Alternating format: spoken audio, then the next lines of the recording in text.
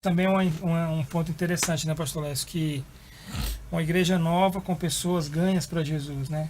Com pessoas evangelizadas que aceitaram o evangelho. Isso faz uma diferença porque aquelas pessoas se conectam muito. A nossa igreja aqui em Parquelândia, tem muitas pessoas, eu vi até algumas pessoas ali comentando, 20 anos aqui na igreja. O Samuel Martins colocou que tem 20 anos aqui, chegou aqui com o quê? Com 4 anos de idade, foi? Porque eu acho que ele tem 25, né? Mas temos muitos irmãos que estão participando ali da live, que já tem mais de 20 anos de igreja.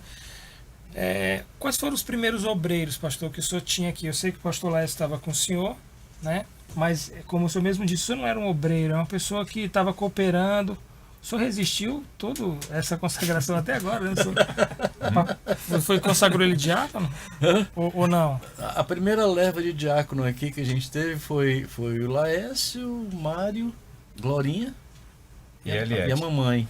E a Mamãe. mamãe, Os 4 diáconos. Foram os 4 diáconos. Diácono e diaconisa. 2 e 2.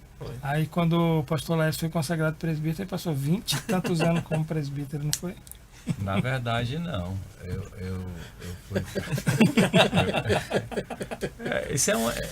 Essa questão de presbitério é uma questão complicada, porque tem uns que acham que presbítero ele é menor, né?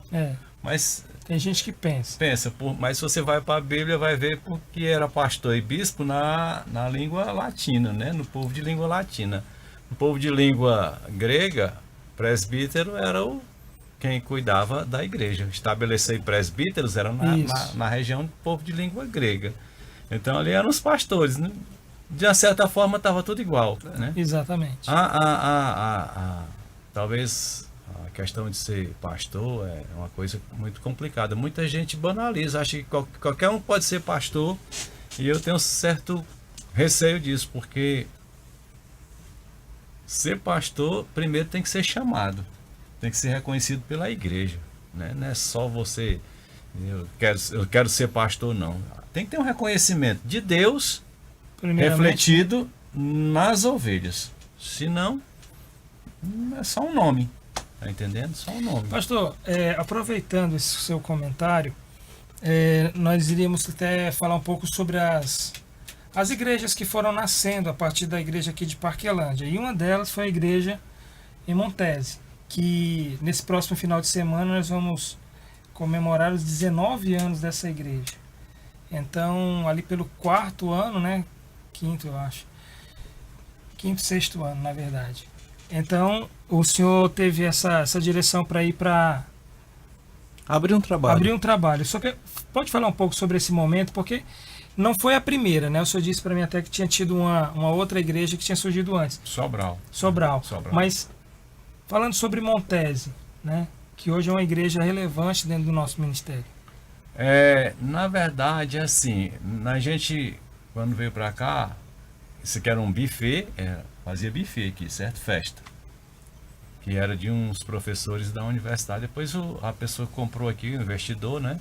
E alugou pra gente. A gente começou fazendo os primeiros cultos no jardim, né? A gente montava ali, era gostoso.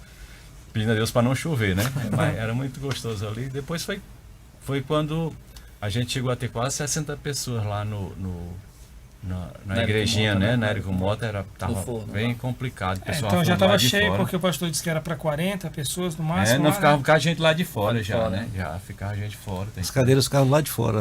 O pessoal já até gostava mais da parte lá de fora, né? Era mais ventilado. Mas sabe o que é diferente de... Eu sei que toda igreja tem isso. Tem pessoas que vão para a igreja e não querem ficar no culto, querem ficar lá de fora, batendo papo, que acha que é isso aí. Mas é uma perda de tempo, porque você está deixando de ter um contato especial com Deus para ter com os outros que você pode ter a qualquer momento, né? As pessoas perdem tempo com isso. Mas lá no caso era mais questão de lá não tinha, né? mas o povo estava com sede. A gente fazia muito momento de oração, e quando veio para cá também, aqui a gente fez os quartos ficaram como local de escola bíblica, e foi fazendo um trabalho aqui, né? E a igreja cresceu. Nós tivemos a felicidade de ter uma juventude muito forte aqui, muito forte. O trabalho.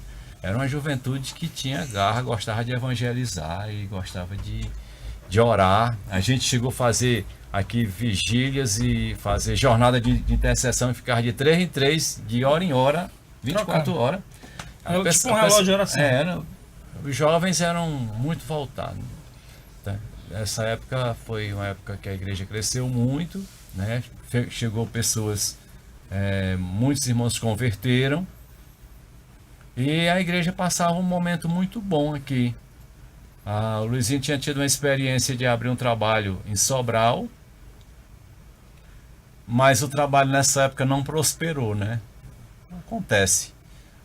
Mas continuou e eu senti o desejo de abrir um trabalho lá no Montese. Eu morava ali Por que o Montese, pastor?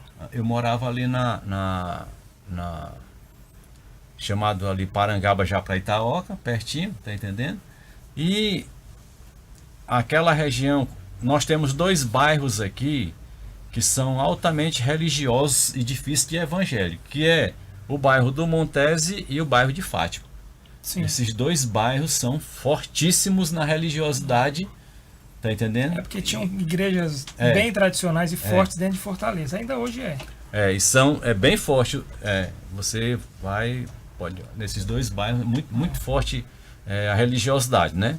E a gente eu queria ter uma experiência de trabalhar ali no Montese com a igreja, certo? Sim. E tinha uma família que estava perguntou para mim se eu não gostaria de abrir o trabalho lá. Eu digo, não, então a gente vai conversar. Eu era muito envolvido aqui, era o auxiliar próximo do Luizinho, tá entendendo? E eu falei com ele, falei com o pastor Roberto conheceu lá, e aí aconteceu que a irmã Graça tinha uma escola lá que o esposo dela tinha feito, mas não estava bem, e ofereceu o prédio. E eu fui lá e achei assim que seria uma oportunidade da gente fazer um trabalho ali. Era uma região perigosa. Era uma região muito perigosa. Para você ter uma ideia, ninguém ficava à noite andando por ali, não. A região perigosa. Hoje, uma das pessoas que é membro da igreja, que é o zelador, quando ele andava no Montese, todo mundo se escondia, porque ele era um dos mais perigosos que tinha lá, e hoje é o nosso Quem zelador, fazia a né? região perigosa era ele. Ele era o responsável. E a gente tinha dificuldade. Quando a gente começou no primeiro culto que a gente foi fazer lá, o irmão que estava comigo lá, ele me ligou e disse, Laércio, rapaz, corre pra cá que em frente da igreja tem umas 40 pessoas bebendo cachaça, né? Botaram as mesas, né? Aí tinha o pessoal bebendo, eu digo, não tem problema não. A gente tinha uma caixa de som, era a única caixa que a gente tinha, porque quando a gente foi, a gente também conversou com a igreja para que ninguém fosse, porque o trabalho aqui era uma visão que esses que estavam indo tinha para começar o trabalho. E a gente também não tinha lá muito equipamento, né? Era difícil, aqui também não tinha muita coisa para oferecer. Aí então a gente botou a caixinha lá, digamos, foi o seguinte, vamos começar o culto. Quando eu comecei, eu tocava o violão, dirigia o louvor e pregava, né? E cantava também? Cantava. Era... São talentos múltiplos. Fazia tudo. Tinha 3 músicas que eu aprendi, foi durante um ano que a gente... Só cantava as 3. Aí o que acontece, né? Eu disse pra ele, rapaz, vamos botar a caixa lá pra frente do povo, né? Lá onde estavam as mesas de bar. Os papudim, né? Aham. Aí, Só queria o confronto, né, pastor? Toma mensagem, mas a gente falava a palavra de Deus. A igreja é muito querida naquele lugar. Não tem uma pessoa na região que se disser, rapaz, vamos tirar essa igreja daqui, que não sinta falta, porque ela foi estabelecida ali para ser bênção, não para condenar ninguém, né? Então, começamos, muitos deles se converteram, inclusive um deles hoje é professor da escola bíblica, é formado em teologia. Amém. Né? Que está conosco, o irmão Raimundo Nonato, fazia parte do grupo. Eu costumo dizer que ele era o líder dos papudim, né? Sim. E ele se converteu e está com a gente. Mas ele se converteu no dia que ele aceitou, ele estava... Ele tava não. Estava sóbrio. Estava sóbrio. Mas aí, então, muitas pessoas se converteram e a gente teve uma oportunidade de ver uma libertação muito grande na região ali de pessoas. Agora, infelizmente, o evangelho não é o evangelho, mas as correntes de pensamento de pessoas que montam a igreja cria-se uma concorrência e até mesmo de tirar as pessoas através de oferecer algumas coisas. Pessoas que hoje estão até meio frias, elas estavam bem na igreja e quiseram levar para tornar pastor. Aí criava aquela coisa. Então são muitos que foram ordenados pastor, consagrado pastor, e que depois ficaram aí num sofrimento, que ser pastor a gente sabe que é um ministério árduo. Uma grande responsabilidade. Mas eu louvo a Deus. É uma igreja que não atingimos uma membresia grande, mas não é uma membresia que também vai fazer a qualidade, né? O que vai fazer a qualidade é aquilo que está presente. Primeiro, a presença de Deus. Isso. E o que você oferece. E o que se oferece lá no Montese é palavra de Deus, é Bíblia pura, certo? Então você que está assistindo, depois de amanhã, sexta-feira, você pode ir lá. Qual é o endereço, pastor? Rua Professor Teodorico, 1039, Montese. Montese, coloca no Waze, se você não sabe onde é, você vai chegar lá fácil. E participe da festa dos 19 anos, vai ser sexta-feira à noite, sábado à noite, encerrando no domingo, né? Então é um momento de você conhecer a nossa igreja ali em Montese. E então Montese foi a segunda igreja, pastor, que iniciou a partir de Parquelândia. Foi não. Foi a terceira.